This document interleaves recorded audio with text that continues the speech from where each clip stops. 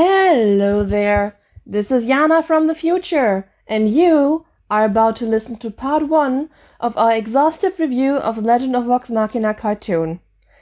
If this is your first time here, welcome! If you'd like to know more about me, my co-host Bal, what we do, how we got here, and what our biases are, there's a session 0, probably in a corner up there, and also an entire podcast looking back at campaign 1 that you can also listen to. Be warned, what you are about to listen to is part 1 of our thorough, exhaustive, and honest look at the Legend of Vox Machina, which we had a mixed time with. I feel like we were very fair with our criticisms while also having fun with it, but there will be criticisms. If you enjoyed The Legend of Vox Machina unconditionally and aren't comfortable with hearing more critical voices, more power to you.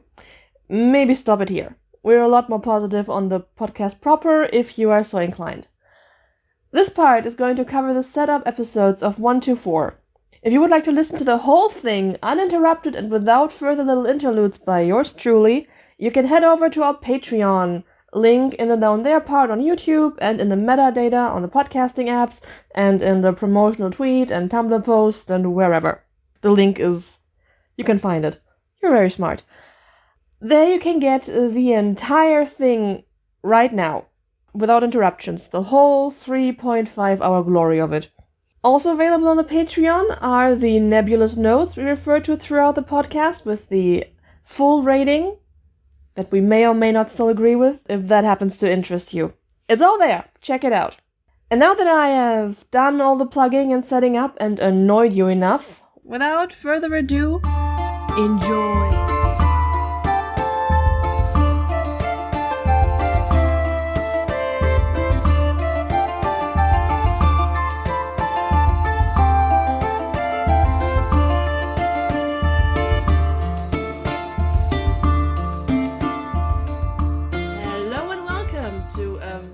Special episode of Critical Rollback, where we, T, love them. Or maybe T don't love them.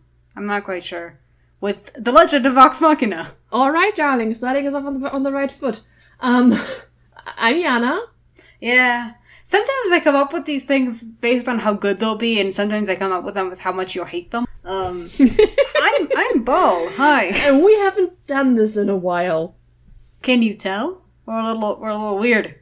We're a little rusty. It's also midnight and I'm being caffeinated, but that's technically the last time the last time we recorded one of these episodes. Anyways. Life really got a hold of us. Like, I had to do a thesis, you had exams, now there's, other shit happening, I have to move soon, I'm going on vacation? You're going on vacation. Like, it's like, we suddenly have, lives, adult responsibilities. We didn't have those last September. I mean, we had them, but, we pretended that we didn't. It was easier to pretend that we didn't. They were further away. Yes. I think that what happened is that we started to have a podcast, and then, life was like, oh no, they're podcasting, stop them! It's one podcast too many in this universe. Yes, exactly. Anyways, so what are we doing here today? So, what we have done the last 2.5 days or so is subject ourselves to a second round of watching The Legend of Vox Machina. You know, the cartoon show they made based on the show we usually discuss here. The episodes that are way in the future from where we are at now, but... Yeah, you'll notice that we actually already did an episode about The Legend of Vox Machina. Yes, after the first 3 episodes, and boy, have our opinions changed in some ways, and not changed in other ways.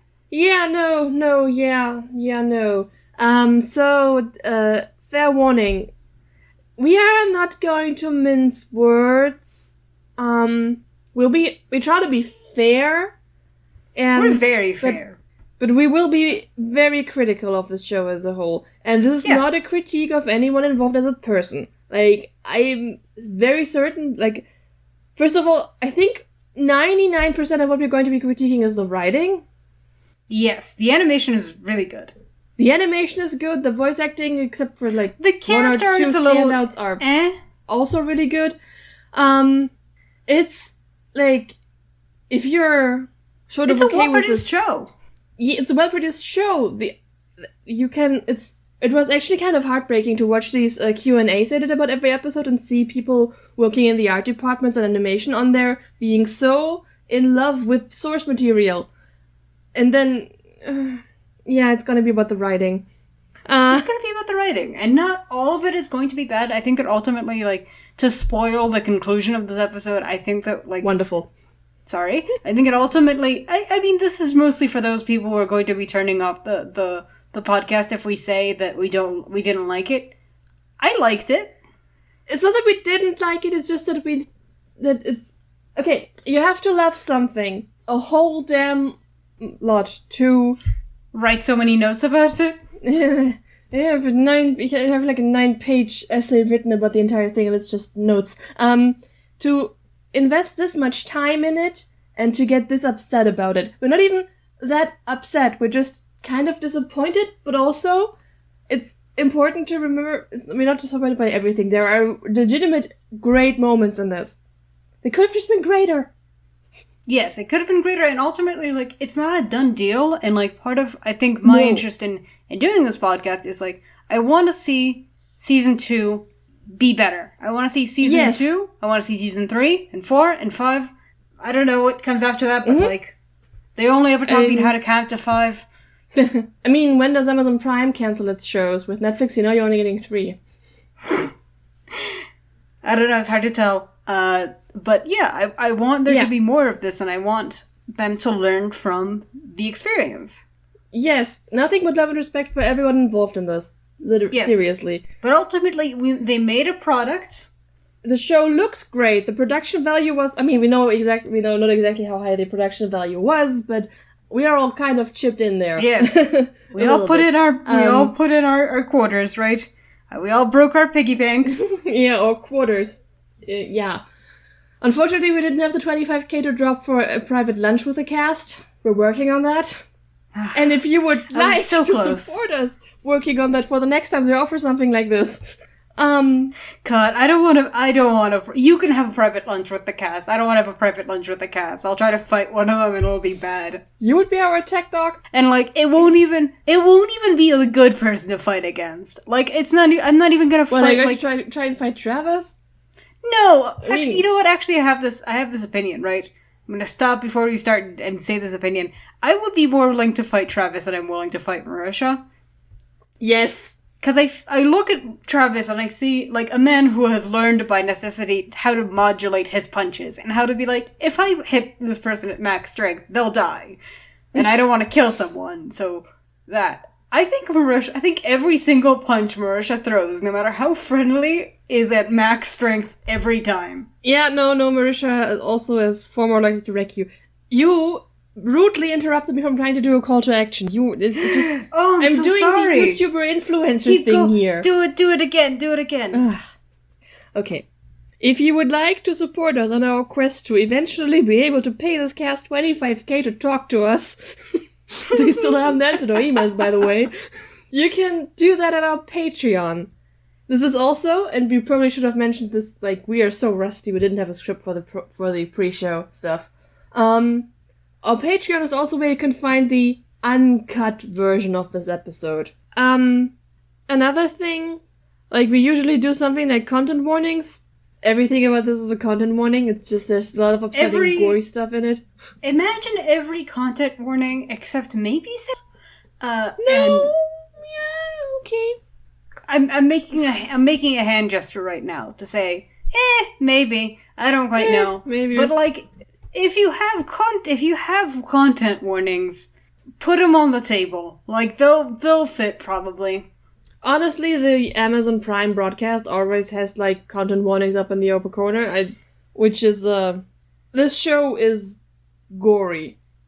It's so gory. There's animals die, children die, everyone dies, everyone gets dismembered, there's guts spilling everywhere. Both of Sam Riegel's children die. Yes, and also Liam O'Brien's daughter. Which other was called Kestrel? No, I think Sam's daughter was called Kestrel, which we don't know if it's a stage name or not. Yeah. Zoe. I mean, I would assume that Liam's daughter's name is a stage name, because Liam is very extremely private, but we do actually know his wife's name. We know his wife's name? Yeah, he says it. I think he said it before, and he definitely did say it on one of the Q&As I watched. What is it? Amy. Amy? I've never heard Amy before.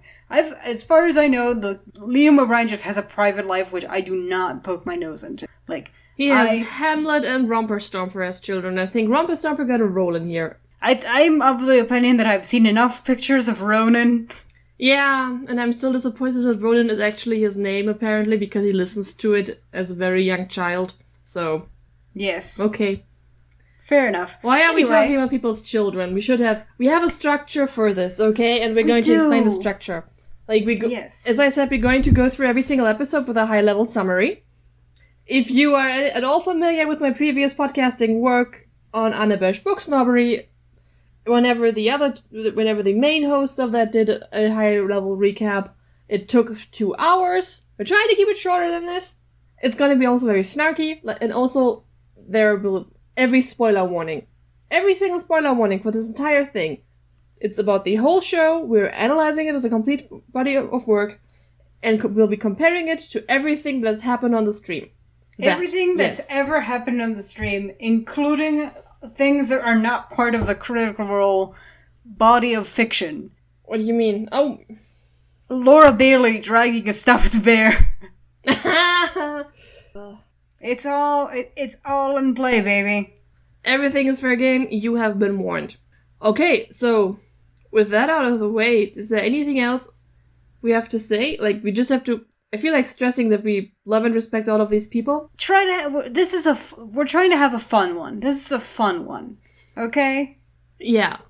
But if you loved and enjoyed the show a lot and don't really want to hear too much negativity about it, which we had a friend who stopped watching it with us while we were watching it the first time. No hard feelings.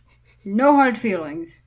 Like, there's nothing wrong with just watching the show and enjoying it and not wanting to have, like, a critical lens on it. You're allowed. Yep. But honestly, to be fair, if that's you, why did you click on a 3-hour-long video? Yes, and to be fair, this is really how we have fun with, this is how we have fun with media. Yes, it is. The most fun we have with media is when we analyze it and tear it apart. Not even in a tear apart, affectionately. Shall we begin? Should have begun like 10 minutes ago, but yeah, here we go. Alright. Episode 1. The Terror of Teldore, Part 1. Part 1. Oh, by the way, date of recording on my end, May 17th. On my end, May 16th. Isn't that fun? Isn't that fun? High-level summary. Vox Machina. The biggest fuck-ups to ever have fucked something up are inexplicably going to taverns together, have no money, no prospects, suck at everything, and don't really seem to like each other. But they don't have parents to be a burden on. Yeah, they're millennials, basically. God. I forgot that Scanlan starts the show by peeing on Matt.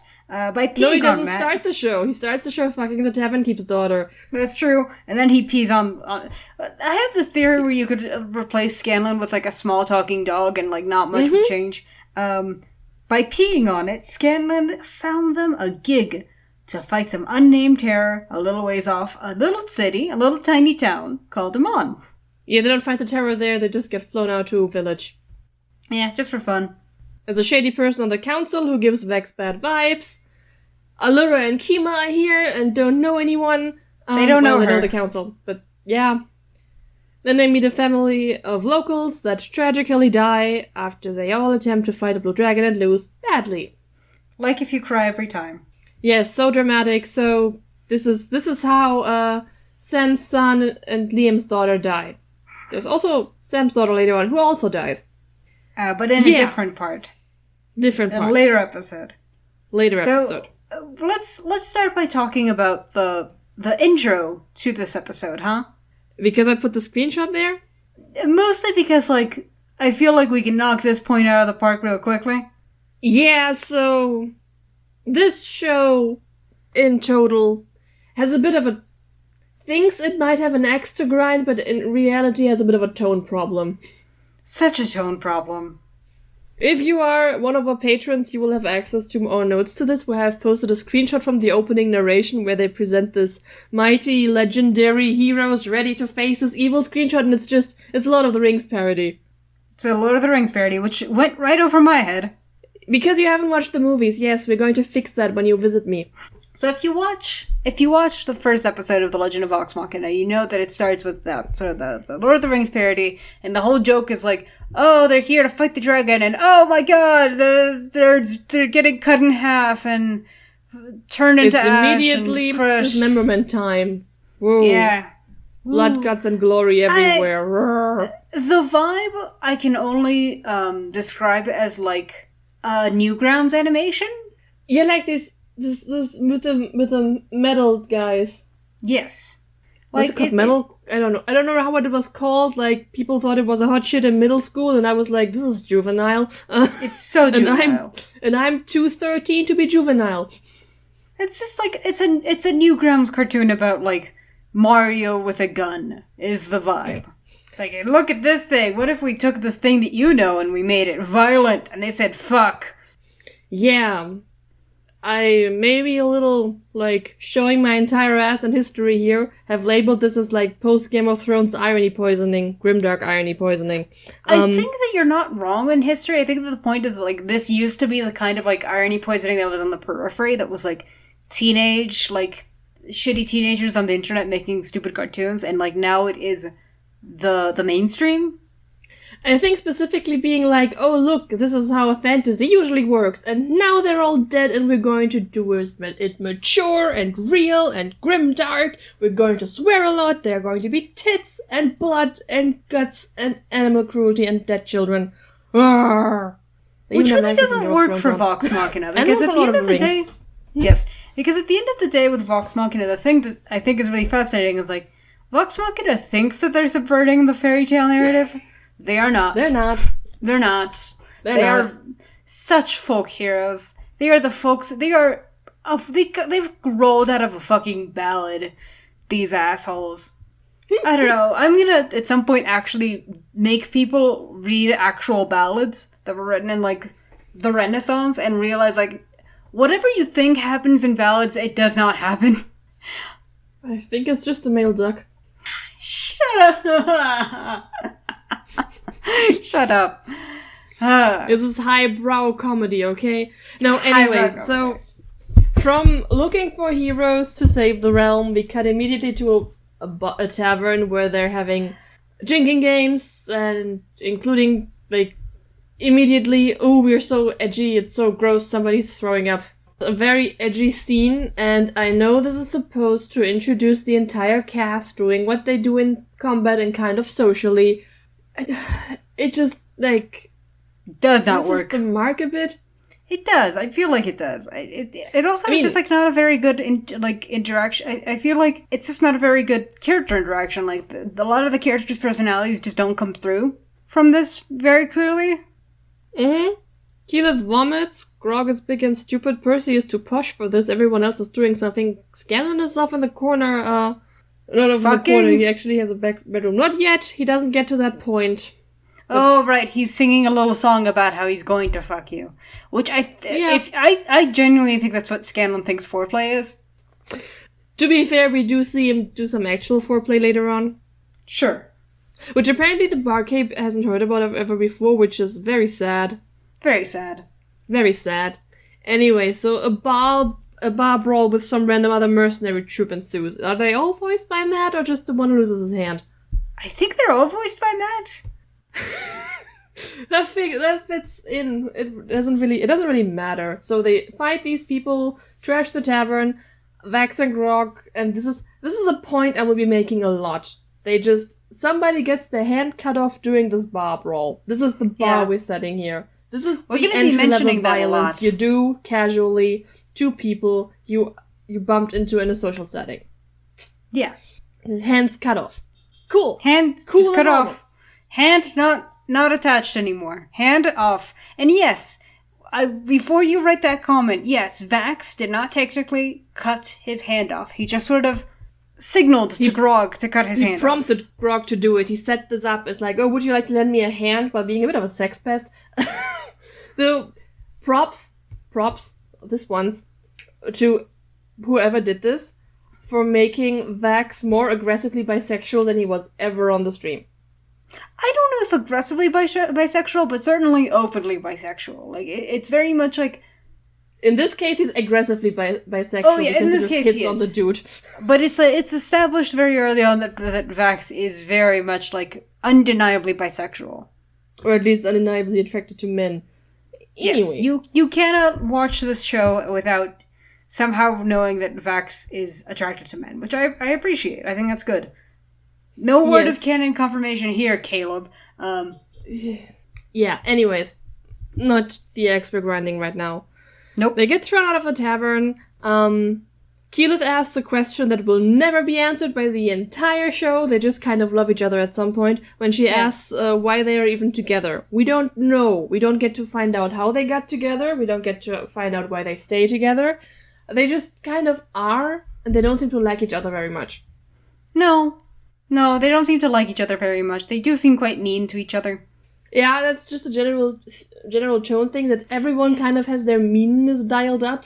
Yeah, which is something I hope will be resolved in future seasons, just because like it does not fit the tone of the show. I feel like the show simultaneously feels very hopeful and very sweet, and also weirdly mean spirited, and like it clashes. It clashes. Yeah, tonal inconsistency is a big thing. Yes. Okay, so things go down like in the little blurb we read out. They get into, well, they get to meet the Emon Council, where they get the job to take down a great evil. Scanlan sings the only decent song of the show. It starts out decent. Yeah, his rap break is unnecessary. It's terrible. Also, like, I feel very uncomfortable just generally with, like, the racial stuff that's going on with Scanlan, but, like, fair enough. And then, you know, they go and they fight a dragon. Hooray! Or they are sent to fight a dragon. They don't know that yet, though. They don't know that yet. No, they just, Allura for some reason comes with them on an airship, takes them there, gives them their mission on the ship. And then fucks off. Sure. Yeah, exactly. And then they meet locals who are poor but happy and put upon, and then they interact with children who are too pure to live in this world, very tragic, voiced by the cast's actual children. They attract the thing, are attacked by the thing. Liam's daughter is a really good voice actress. Yes. She delivers the lines very well. Good for her. Good for her. They fight the dragon, it goes poorly, the dragon raises the village, the children die, tragically, and then they have this weird... Sometimes, like, it's a little bit inconsistent if, like, on one hand the dragon does lightning, on the other hand everything is burned down. Okay, lightning sets fire to things, fine. But then the corpses are... Some corpses are crushed, some corpses are impaled. They find one child that is sort of still alive and then dies tragically in Vax's arms. Somehow dying, but not burned or crushed, so whatever. Just sort of bloodied. It's tragic child death. Yes. It's like whenever somebody, like, coughs into a handkerchief and a little bit of blood is on the handkerchief. Like, it's that kind of thing. Maybe the child had the consumption. Perhaps. And that is the one defining moment where they all decide, okay, we are killing this thing no matter what, and they all confirm this with one stock in character line going around in a circle. Yes, everyone says their Vox Machina action figure line, where you press on the button and they say their line. Like, let's go kill this thing. I don't know, I can't do a Grog accent. Yes. But they've concluded that they are a team, actually. For this, at least. Yes. Also noticeable is that Vex just tells them the story about how their mother died. By dragon, which they don't do in the show. Keep a secret for, I mean, not really for a reason, but it's something that the twins keep between themselves. They don't say her name, which is good, because that would break continuity. Yes. But also just telling the story, like, nobody even knew up until a certain point, I think. I mean, like, I hope that she tells, like, Percy, like, eventually, but, like, they're not just, they just don't talk about it openly. Like, they only talk about it in private amongst themselves. Like, it's very much like a twins-only thing. It's a twinsies thing. It's a twins-only conversation. Yeah, so including it here was weird, but it doesn't explain how weird headaches she gets around dragony people. Oh, Vex's migraines. Sorry, I did that. I did that. Damn it. Yeah, which is, which, as a side note, as a ranger ability to make you sense dragons, seems like it's a bit debilitating in fighting them, and not actually a perk, but though I will say, if I had a migraine while fighting someone, it would probably make me fight them a lot harder. Really? I don't know, I get really angry when I have migraines. Mine starts out by me not being able to see for a while, and then I don't know, it's a kind of a weird first episode, in that it kind of just stops. I mean, they do have the very profound everyone says a line in a circle thing. We have several rewrite suggestions here. What? There's no, arc to this first episode, is the main thing. It's very much... I can see how this can be interpreted as, a movie, just because, or an hour-long made-for-TV special, just because, the first episode is kind of... Which is what it was originally intended to be, and now they're using it to set up things, which we're going to get into for the next episode. I will say that I think this is supposed to mirror Keyleth on the ground being like, why are we even together? And now they've found a reason to be together. Fight dragon, because people tragically died in our arms tonight. Which I think, first of all, it feels a little okay, so we have three rewrite suggestions. First of all, getting rid of the opening narration, and then just starting in medias res with a fight, which is framed as some big and important fight. Then it's just a bar brawl that all gets thrown out on their asses. When they sit around and wondering why they're even together, there could be some glances towards Pike, some flashbacks, the intro they have for the next episode that just shows the party fighting and passage of time and them sticking together. There's more to explain to you why these people are together than the show does, really. Yes. Which also begs the question, Pike's hair is white here, which canonically it turns white after she dies once, which means they have been adventuring for a while had that happen, and it's been a whole thing. Technically, then they take off and get the keep, and it doesn't really apply here, any of that, but Pike's hair is white, so this could have been a really great kind of background thing for them to flash back to, and maybe set up Pike's arc in this a little bit better.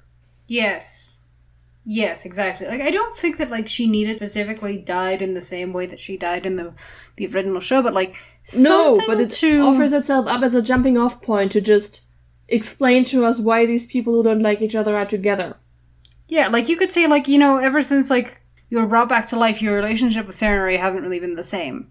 Yeah, or just use the visual medium in the flashbacks. Yes, that's also something we had a problem with. Generally for this first episode is visual medium. It's a visual medium. Why is Vex just standing around telling okay, let's say Vex has to stand around telling the party about how their mother was killed by a dragon. There's no visuals? She's just standing there? You can just use the clips from the opening, that is allowed. Yeah, you can reuse the animation, it's fine. But it's frankly very static. So it's a very strange episode in that regard. It feels very much like a pilot in many respects, like a proof of concept. I mean, it is a pilot. It is a pilot, but it feels very much like a proof of concept that was never refined. Yeah, it is also just the general tone of needing to make fun of conventions and showing how grown up and mature you are by swearing every other word and having gross stuff is just feels very insecure writing. Yes. And that's something the entire show suffers from, but those first two episodes especially. Yes, those first two episodes are I think the show as a whole feels insecure with being an adaptation. The first few episodes are insecure not just about being an adaptation, but also being an animated show, which is a problem. Yeah, the first two episodes aren't really they are adapting things that canonically happen pre-stream. The fight against the Blue Dragon and getting a keep in Imon. But they're not adapting the events pre-stream as they were. So this is just setting up necessary story for the cliffhanger at the end of the season to work. Sort of. Yes. So we're not even in adaptational territory yet. We can't really compare this to a source material so far. So for now, it's only uncomfortable with being an animated show, which, well... kind of hard to make a good animated show while being so uncomfortable. I think they've done an admirable job, but I think it's very much hindering the shows. A tidbit from the Q&As is that Sam mentioned, I think, that all the animators working on the show were also not used to working on animated shows for adults. And came from children's animation. Like, specifically, some of these people came from Voltron. So I think everyone was just like, oh, we gotta make this adult. And that's how the excessive amount of gore happened. And, well, the juvenile humor. I think the main problem is that it doesn't feel like there was a strong directional voice just being like, hey, tone it down. And, like, I don't think that that's unfair to expect. Yeah, we've also had the theory that, I mean, it's not like the original stream didn't occasionally have a juvenile sense of humor. And a lot of violence. A lot of very explicitly described violence, even. But these things work when they are used sparingly. Like, we will have a whole lot to say about the violence later on, too. Yeah, just because, like, it doesn't work quite well on the animation doesn't mean that it works better in the show. There are times in the show where it doesn't work either. And also, like, I think that there's something to be said about, like, there's kinds of jokes that work better when they're in a non-visual medium. Yeah, like, when Liam feels the need to tell us that Vex is pissing on something, or Caleb is pissing on something, that's a 5-second aside in a 4-hour episode. Those 5 seconds in a 24-minute episode are a whole lot more time. And draw a whole lot more focus. Same with the descriptions of Gore versus depictions of Gore. Like, this is also just hits a little bit more when you actually see it instead of hearing it described. Yes, very much. Just as how described nudity is a lot less, like, in your face, crass, not necessarily crass, but can be less crass and doesn't feel as exploitative as having an actual actress. There's an example from the fundamentals we had where this is an entire scene in the first chapter, one of the first chapters of A Game of Thrones and the first episode where Caitlyn is just naked because she sleeps naked and just has sex with her husband, and everyone is like, yeah, this woman is naked right now.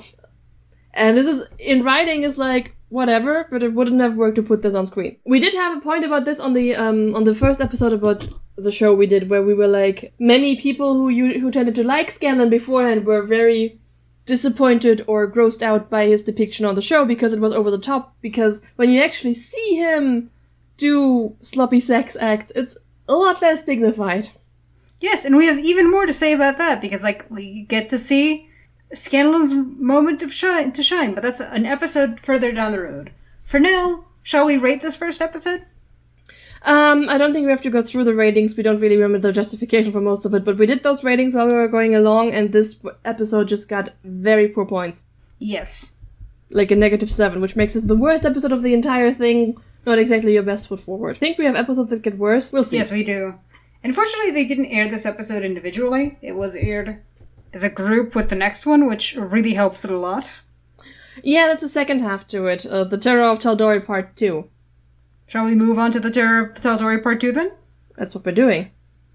We're doing it? Oh my god. It's happening. So, the Terror of Tal'Dorei Part 2. Yes.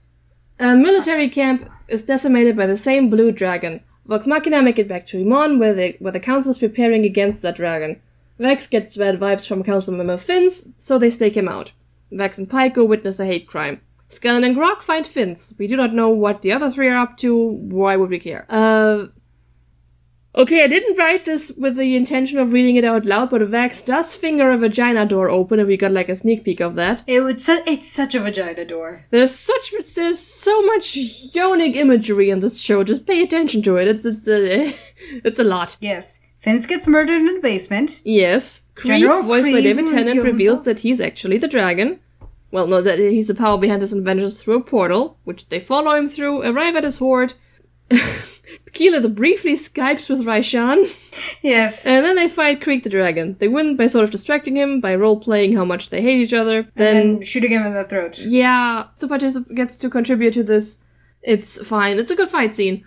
It's a good fight scene. It's a good fight scene. No notes. And as a reward for this, they get a house in Imon and are invited to a fancy dinner, which The Briarwood's also going to attend, and the episode ends on Silas getting rid of a roadblock. Yes, having a little between meal snack. Yes, there's also nice kind of symmetry. We begin this episode by having a lovely Butch voiced by Felicia Day being killed, and ended with having another Butch voiced by Felicia Day being killed. Damn it! At least she got to participate. All the hot butches die in this show, except Kima. Kima is barely in this show. Yeah, which is good considering her track record. Yeah, so, she's a butch with a face scar. She doesn't last long. Yeah, what we can say about this episode is that it's much better than the first one, and also ties things together. Than the first one. The fight scenes are also just more visually appealing. Oh yeah, like the annihilation of the military camp in the beginning, for example. It's really good. Like you can make a lot of jokes about the CGI dragon being kind of inconspicuous.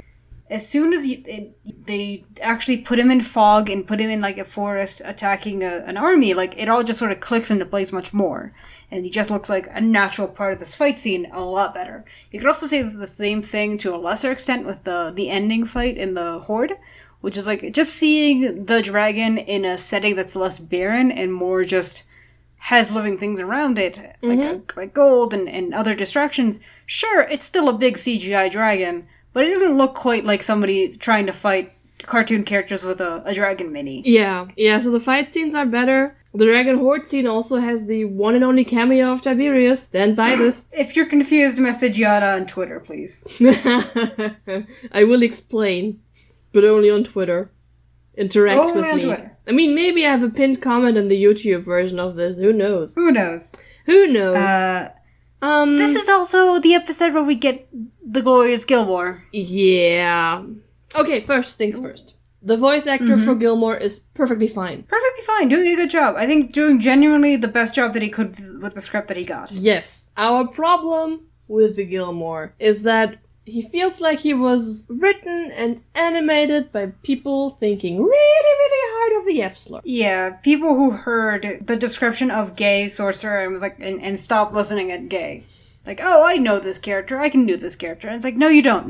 No, there's just, no. The main thing that stands out to me about him is, like, he's very manic. And, like, Gilmore is a lot of things. He's not a very manic speaker. He's very slow and mellow, you know? Yes. And he's just a lot more charming than he is here. Yes. He's kind of, like, bouncing and gossipy and, like, I'll, sell you this, sell you that. And it's just like, where's the charm? Where's the charisma? Where's, like, the sexiness, you know? Yeah, and it doesn't help that the entire sequence with Vex and Pike there, Vex kind of looks and a little bit sounds like he's trying very hard to bite back a slur. Like, it has, that... love confession. Yeah, Jensen Ackles in that love confession scene of the last season of Supernatural vibes. Very much that. Pike, by the way, has very strong right in front of my salad vibes, which was also a meme. Yeah. We're Tumblr children, can you tell? It feels like the dialogue was written... Also, this is a problem that crops up a couple times, that the dialogue was written by 3 different people who are not with each other. Actually, every episode had a different writer. Huh. Like, I looked at that just to, because it was like every single episode... Okay, Brandon Allman wrote both of these episodes. I'm glad that they didn't... But every episode after that has, like, a different kind of writer. And sometimes the writers are Sam and Travis. Huh, well... Jennifer Morrow got 2. I don't trust them with anything. Eugene Sun also got 2, and Brandon Allman comes back in the end. So it's not every episode with a new writer, but it's still a surprising amount of writers. Yes. I will admit I've never really paid that much attention to who wrote a single episode of an animated TV show. Yeah, and there's so many, like... It takes so long to make an animated TV show that, like, by the end of it, someone probably has contributed to the writing in some way.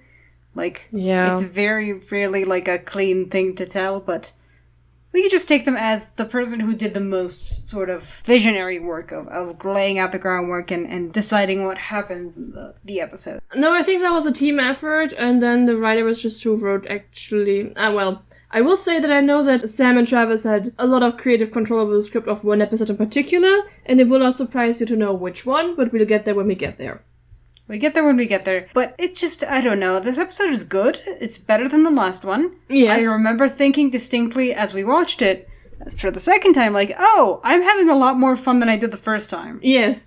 Even though we did watch episode 1 and 2 back to back, if I recall correctly. We did. We did. But, like, when we watched episode 1, 2, 3 originally, we only really started having fun in episode 3.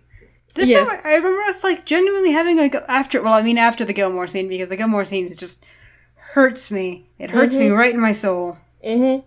I mean, also, a thing that I will also could complain about every single episode. This show in general has 2 exact shades of eyeshadow for everyone. And they're both bad. One is kind of purplish, and the other one is powder blue. Like, early 2000s, everyone's wearing it, powder blue eyeshadow. It always clashes with the eyes, it always clashes with the outfit. Gilmore has it, Delilah Briarwood has it. Does Vex get it for the fancy feast? I think so.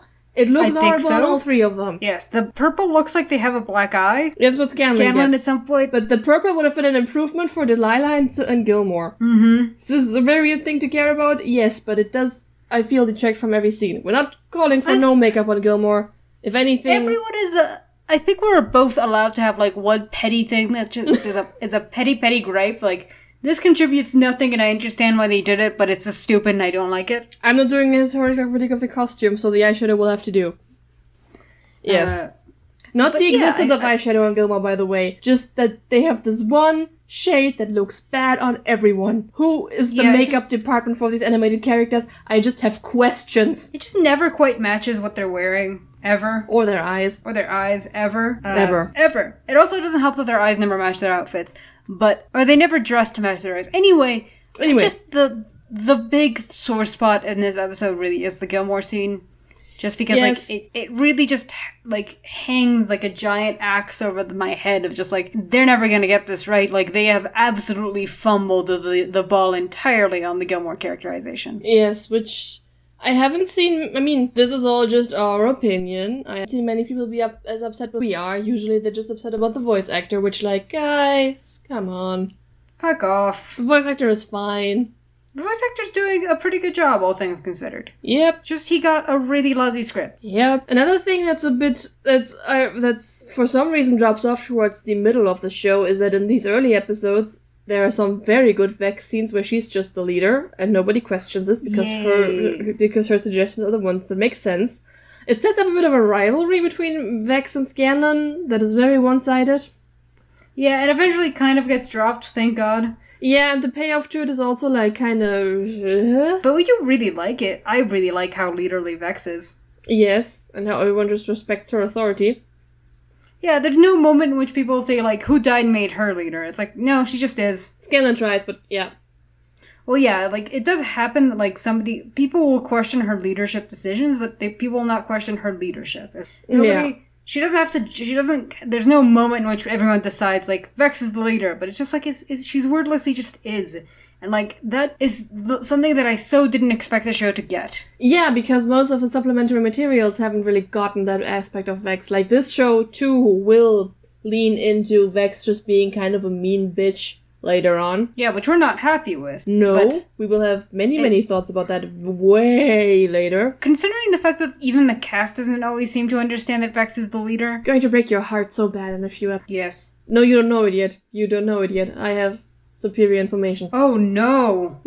Yeah, anyway, so, we got the whole door unlocking scene as a snippet, and we're like, wow, they are not good writers, are they? At the time? No. But it feels less grating now that it's in the show. Like, yeah, it goes maybe by much because faster. you're used to everyone just being a lot meaner to each other. Yeah, it also just happens quickly and is, like, actually kind of an example of good nonsense, just because it's, like, it's a bit more character revealing in the actual show. Yeah. Rating? Yeah, I think that covers most of your feelings about the episode. The fight scene is good. I'm not entirely sure that the ruse makes sense, but it was a good fight scene. The ending is big sexy. Yes, this is something that they actually are very good at in the show. Is hinting at what's going to happen next in a very good way. A big sexy meant the Briarwoods. They are really, really sexy. Yes, and also the ending of the series. Yes, that too. Another thing is that they have, in this episode, they set up the Chroma Conclave. Brimside has like a carpet. Do. Brimside has a carpet with all the dragons on. We got to such a tangent while we were watching this of just thinking about, like, where did they get that carpet? Did, like, Rayshawn, like, go on Redbubble and, like, order them, like, a bunch of, didn't like, mention merch? that in her villain speech of who set this all up. She should have. Yes. I set this whole thing up. I got us carpets that match and have all our faces on them. And hats and keychains. I have boxes of merch. Boxes. Oh. Yeah, but he just has the carpet. And then Keyleth briefly Skypes with Rayshawn. So technically Rayshawn has been cast. Yay! Who did, I mean, I guess, was there a voice actress for Rayshawn? I think her name was like Zoe Cree. Check. She's... I thought for a second, for a single delirious second, I thought you were going to say Zoe Deschanel. Cree Summer. And like, can Cree you fucking imagine Zoe Deschanel? As Rayshawn? As Rayshawn. Maybe not.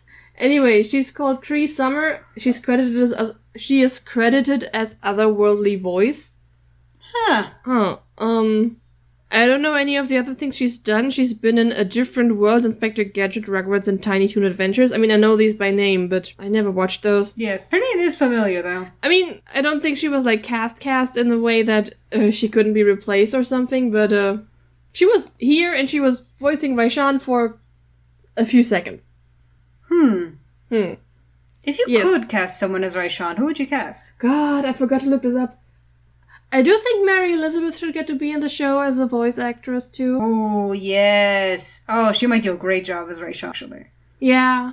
Like, they kind of cut out the introduction to Zara and Kashal, but can you cut out the characters? No. Well, yes. I do not know. You kind of can. They don't... You kind of can, and they have, but it does make me sad. No, they can't just introduce them when they go to Vasselheim to look for aid or something. If they keep that in, they kind of have to keep the Raven Queen stuff in. We are not the point here. Mary Elizabeth should get to voice someone on the show, and it could be Rayshawn. That's true. Okay, rating this episode. You don't have a suggestion, really? Oh, my bad. Okay. You put me on the spot. About this. Who's the actress for Shepard in Mass Effect? Oh, Jennifer Hale. I think Jennifer Hale would do a really good Rayshawn. Oh. She's got a really kind of like sexy gruff voice, and I think she would do an amazing job. You're not wrong. I know it's like an easy pull, but like she's wanted to guest in Critical Role for so long and never has. She's been in a one-shot with them. Yeah, but like never been in the proper show, and like let her be Rayshawn, guys. Let her be Rayshawn, or let her be like let her be Asisa. Oh. Honestly, Asisa could also work very well for Mary Elizabeth. Yeah, she would also do a sick Asisa. Yeah. You know who Mary Elizabeth also could voice? Who? Ayun. Ah, she could. Fuck, Mary Elizabeth McGlynn. Mary Elizabeth. Oh. You know who else Mary Elizabeth could voice? Yes? The fucking Raven Queen. Ah. Can you see it? Can't you see it? I can see it, but I think there could be stronger choices. I just don't know any of them off the top of my head so far. By the way, when we're at the voice actors, I instinctively dislike Allura in this one because the voice actress just uses the same voice she uses for Vivian in Dragon Age Inquisition. I don't like the voice actress for Allura because she's actually the one character who is like okay, you know what? That's my one petty gripe. Mm-hmm. I'm choosing it now. I wanted Matt to voice Allura so bad. His Allura voice is so soft and so near my heart, and he does just such a good job with her where she feels like smart and intelligent and like has a spine, but like she also sounds like really like warm-hearted and like she cares. You know? In a way that the Vivian voice just doesn't. No. No shade on the actress. Again, good performance. I just don't think she was directed to the kind of voice we associate with Allura. No, and I think that like Allura in general just feels like too stiff as this character. Like Allura's a dork. Allura's a geek. Allura is Matt's self-insert. Yes, Allura is Matt being like allowing himself to play with his friends a little bit. And like he doesn't overextend, but like she's not cold is the thing. She's never cold.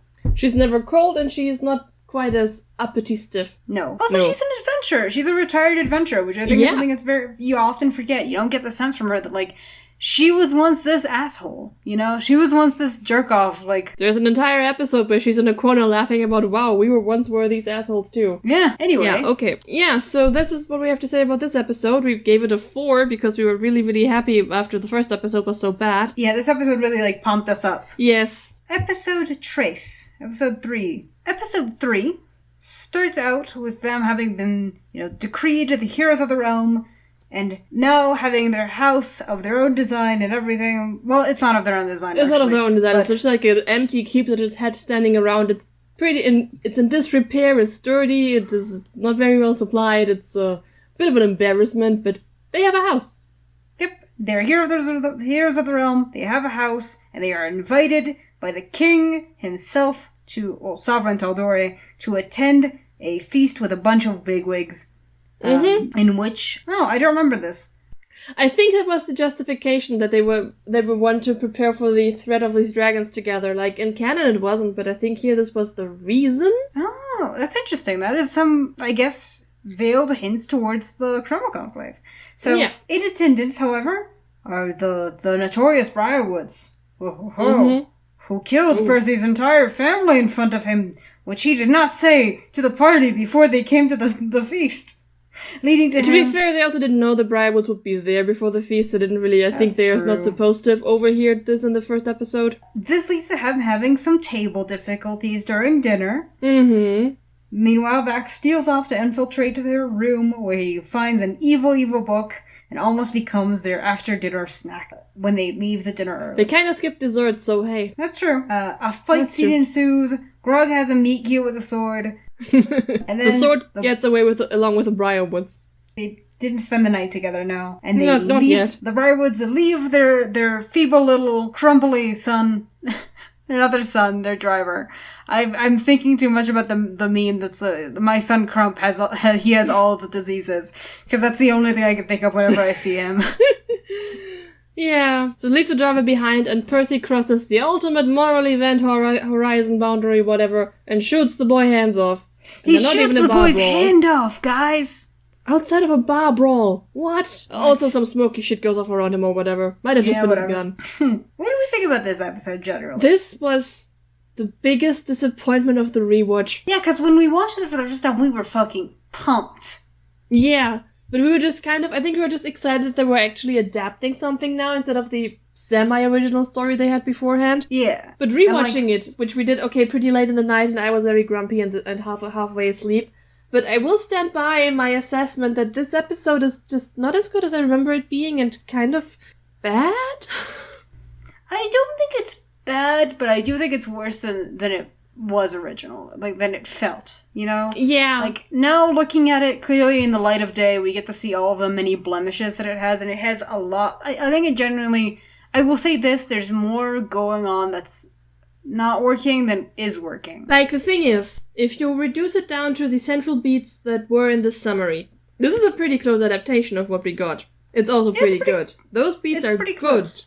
What we cut out of the description are all the in-between moments where the characters just do stupid shit for no reason, or sing about anal beads. And you can't help but wonder, hey, why aren't we sticking to the plot? Because there's a lot of things that were left out. There was a lot of things that were left out on the cutting room floor in favor of things that don't really work. Yes, and it's one of my most hated tropes in anything, especially in animated shows, when the main characters just for no reason are fucking incompetent. Yeah, and they're very fucking incompetent. The downgrade here, you can feel this way more because in the original they heard that the Briarwoods were coming beforehand. Percy told them the story beforehand, like an abridged version, but serviceable. And they went in with a game plan. Percy wasn't showing his face around because, the Briarwoods know his face. It's a thing. Kind of stupid to show your face in this scenario, wow. Yeah. Yes, I know for the show. Yeah, we later know in the show that they knew the whole time, but the party didn't know that. No, and we also you can also have to say that in this animated show, this is episode 3, it would be really confusing for Percy to look like Vax right now. Fine. And his hair did change. Yeah. I'm okay with that. I also think that the problem is that, if you want to heighten the comedy, a lot of the comedy is lost because, yeah, they're being incompetent, but it's way funnier in the campaign because they're being very incompetent with all of the advantage.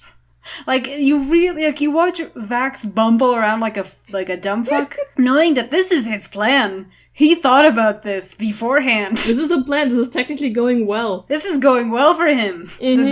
This going. Him getting thrown out of the window was a good thing. Question. Yes. What's the point of the safe word if I don't have the earrings? Oh, that's a good point. I don't know. Just as like a reference, I guess. Because, yeah. He doesn't have the ability to, like, I don't even think he yells the No, safe he word. whispers it before passing.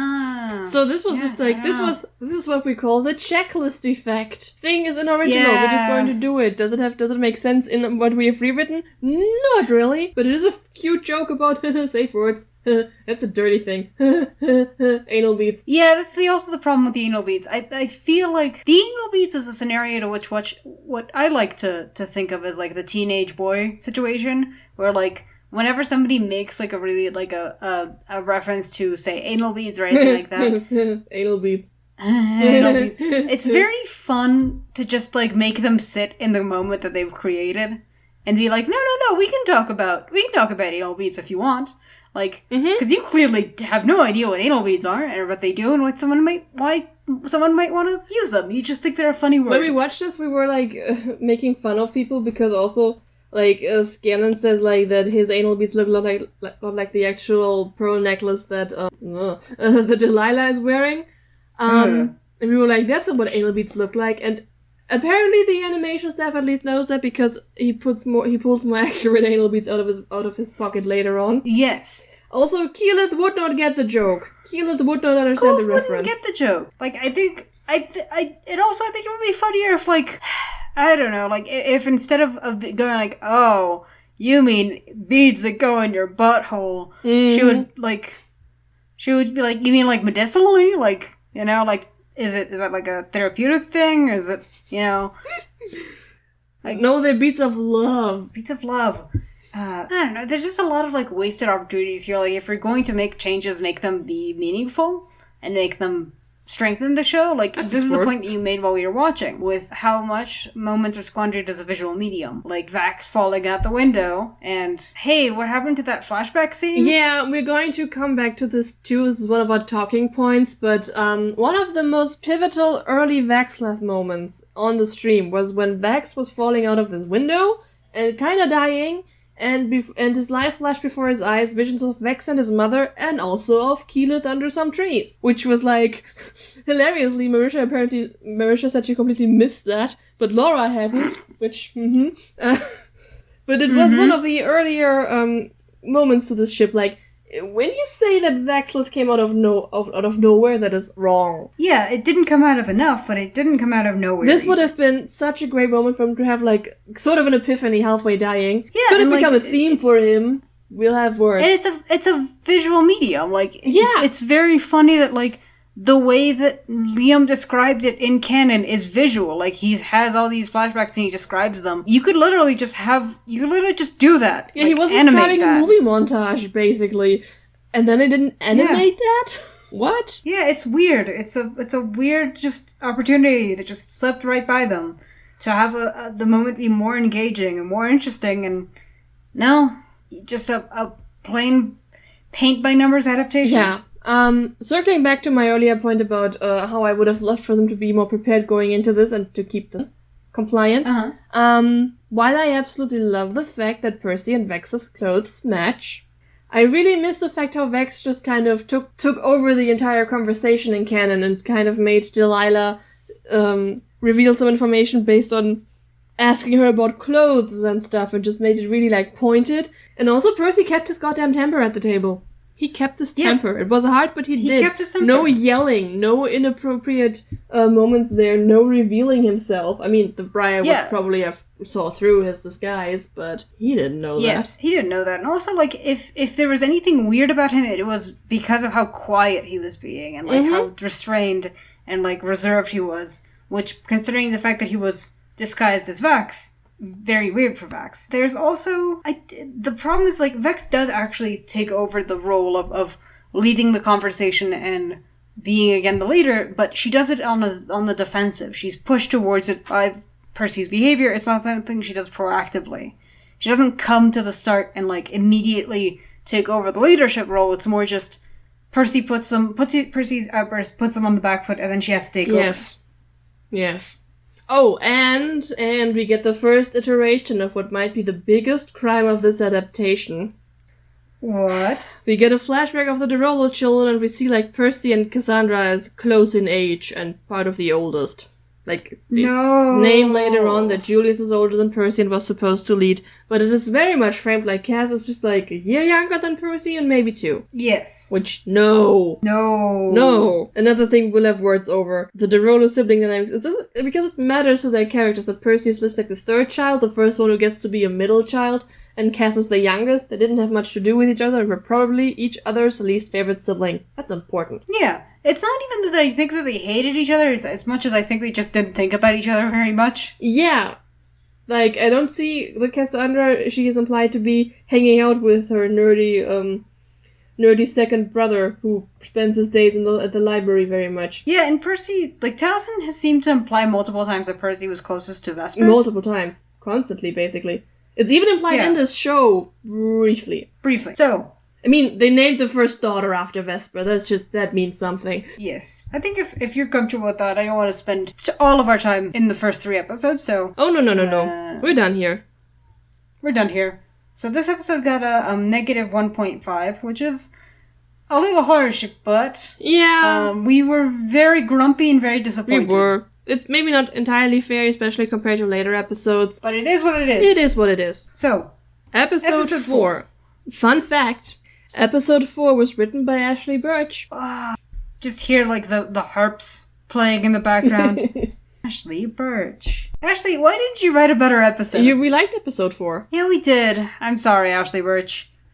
I thought it was kind of a nothing episode, but, like... No, episode 4 is actually one of the better ones. No, I still think that, like, it's a fine episode. I just... I don't know. It's very... We'll talk about it. Let's give a summation of episode 4, shall we? Yep. That's what I wrote it for. Mm-hmm. So, for attacking foreignish dignitaries during a formal dinner, Vox Machina get the punishment of house arrest at their new keep. Pretty handy they got one just yesterday. Under threat of death if they leave it, unless they drink it, of course, who is not allowed inside for some reason. For some reason. He's hard to animate. Yeah, no trinket inside. There's some character moments. Jared shows up and is a cop now. Yeah, and then Delilah Briarwood desecrates a graveyard, summons horror movie monsters to retrieve her special book, and somehow these movie monsters end up killing more of the uninvolved guards than Vox Machina. Witnessing these horrors convinces Cop Jared, not Captain Jared, I think he's also Captain, but mostly Cop Jared, to let them go off and kill the Briarwoods. Just... Is this treason? Could he hang for this? Who knows? What is the legal system? Now? Are we saying ACAB?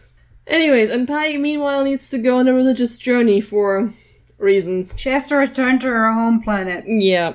And so the defining element of this episode were these really well executed horror monsters. Yes. Which I had some trouble looking at because they were usually crushing people, and I have a thing about I don't like that. Like Twisted Grok's titties. They did give him a purple nurple. They did do some titty twisting, which is valid of them. Yeah. But I do agree that, like, the visuals of the monsters and also the mechanics of the monsters are very good, of, like, the only being able to hit them in light. Yes, they do set up also that Keyleth is capable of producing some of the holy light that Pike does, because Pike can't anymore, but Keyleth can, which is going to pay off big times later. Keyleth, prove yourself! That not so much. Mm-hmm. What really made this episode, like, more bearable than the last one is that the cast got to kind of have in-character conversations that weren't just them being bumbling idiots or being unnecessarily hostile to each other. Though I will say, Lex was a little hostile towards Percy, which she wasn't in the original. And also it was kind of sexy. It was sexy. Like, it's different, but it's sexy. Percival. Vexalia. Mm-hmm. They full name each other. I don't prefer it to the original. I think that the original is better, and I also like how, like, Vex kind of comes around once he opens up a little bit. But it is notable that in the original, Vex was very understanding about Percy, and Keyleth was the one who was judgmental and called him out. Yes, that is very, very noticeable. And, like, after an escape attempt, the guards split them up, but in the least efficient way possible. Like, if I had to split up Vox Machina to make them less likely to revolt against me, I would not go with the pre-designated pairs. Is this like a play-along at home situation where, like, hey, listener, if you had to divide Vox Machina into groups of 2 to avoid them rebelling against you, what would you do? Honestly, I think that like we said while we were watching, we could have seen better, character interaction from splitting them in like, you wouldn't expect, like, Vax and Keyleth, Vex and Percy, and not necessarily just because we like Vex and Percy, but also because we kind of need to get the interactions between these going, and this is the split up we would do for writing purposes if we had to, like, get the conversations going. So you can have, like, early Vaxleth moments interrupted by Scanlan just being himself in the background. You can have more of the sexy personality dynamic,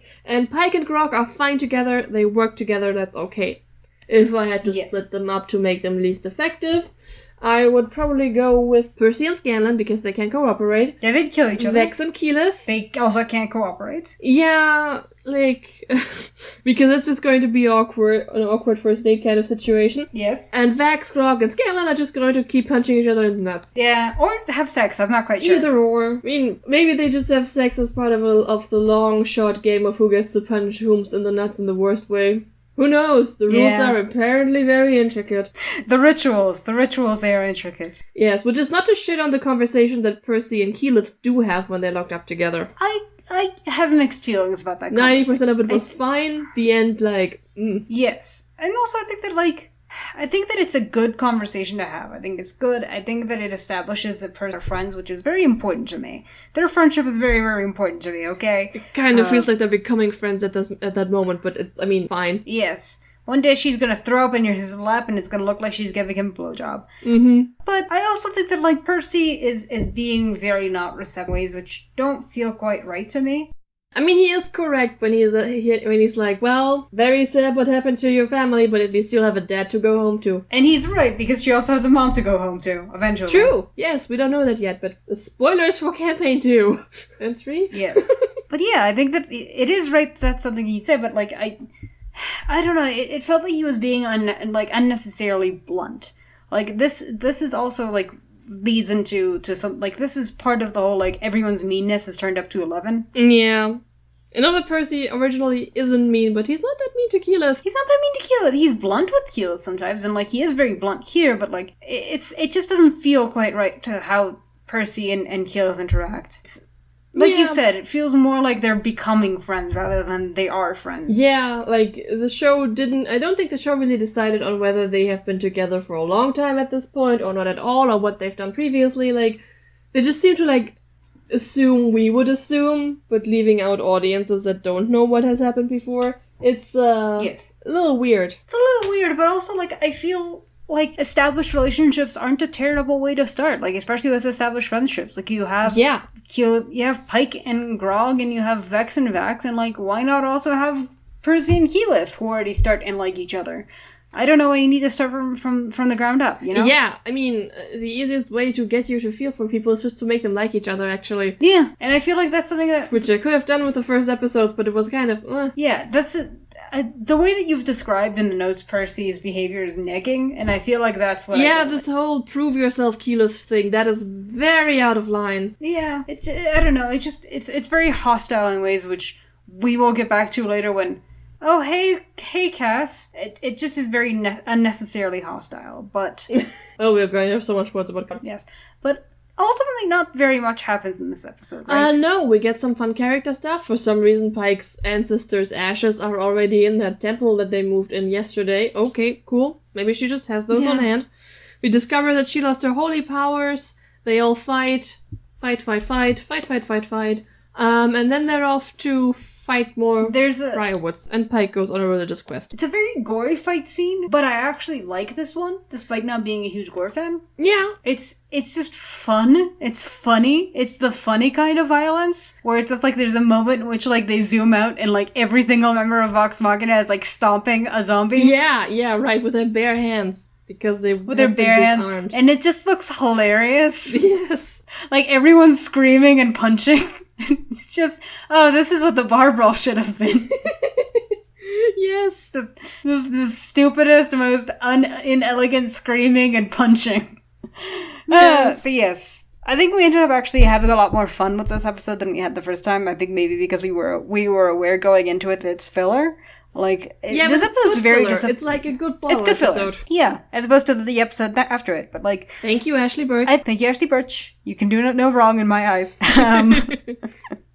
I think part of it is also just like the fact that we know that it's filler. Like, when we started watching this the first time, we didn't know that it was going to be filler. And like, Yeah, and coming up with the high of them actually adapting the arc, this was like, oh, so maybe we're not doing that yet. Okay. yeah, that's disappointing. And like, I don't know, having like tempered our expectations, we found this episode to be surprisingly fun. Yes. So we However, ended up giving it like... yeah, we ended up giving it 4.5 points. The scale is irrelevant. It's fine. Whatever.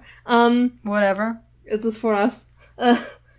However, we will keep on arguing that this episode should have been half as long and combined with the important parts of the next episode. Of which there aren't many. Mm-hmm. Oh, also, because this will come up for next episode, I really like the monster designs in this episode. They're really good. Yeah, the monster designs are solid. Yes. As opposed to the next episode, which is episode 5. Yes, something about destiny and journeys or something.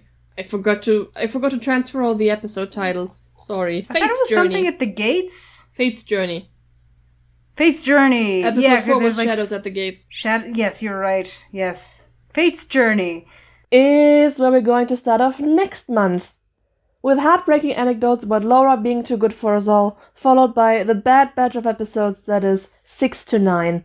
Nice. If you enjoyed this, please let us know. Like, comment, subscribe, share, reblog, retweet, tell your friends and family, or whatever else is supposed to go here. I'd also like to thank our artist Dulafia at Turo on Twitter, whose info is linked everywhere, and who is also always up to do last-minute modifications on the art she does for us, like the color swap you see here. Also many thanks to Current Sun who provides us with our music, and of course, many thanks to you, dear listener, and I hope to see you for the rest of this little side project. Bye!